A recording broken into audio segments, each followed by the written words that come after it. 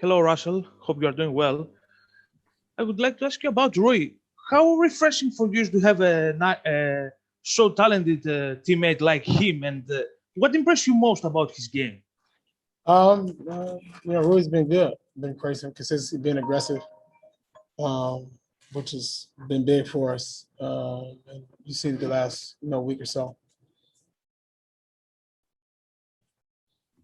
Chase? Yeah, Russ, when you have a young player like Denny, who, Coach Brooks was just talking about how, there's ups and downs because he's a rookie. What can you do to try to help him become a more consistent contributor? We try to work with him, figure out, how he can be his best self. And that's something that, starts within himself, number one, and then guys like myself can help him kind of get to where he needs to get to be, the player that he potentially wants to be. Neil? Hey, Russ. Scott made a kind of sarcastic comment that, it wasn't until the end of the game that you were getting free throws, even though you were being aggressive the entire game. You have conversations with the officials all the time. Do you feel that there's anything you can do on your end to, be rewarded for calls?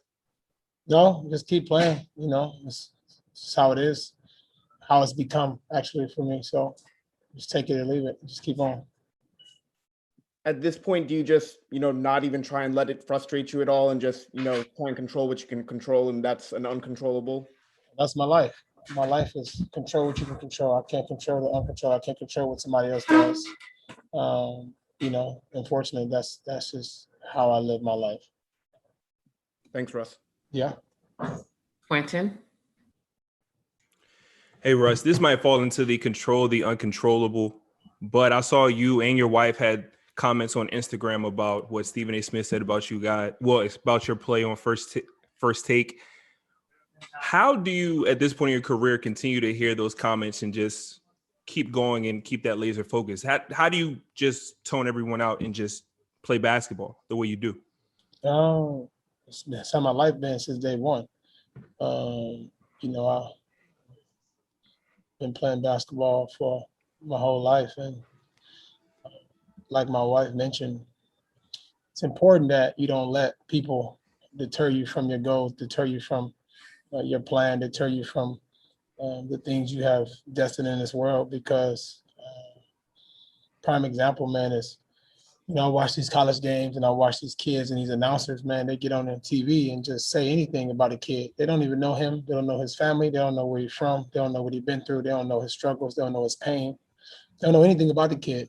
But one thing said on TV can determine how you perceive this kid on TV, which will allow him not to be able to reach his goals, which will allow him not to be able to get drafted, which will allow him not to take care of his family, which will now not create generational wealth, which now makes our people and the minorities, the underserved community, which makes that gap. It's way bigger than basketball. That's my entire life focus. And my wife, that's what she's mentioning, because we talk about all the time, is that, I sit back. I don't say much. I don't like to go back and forth about people.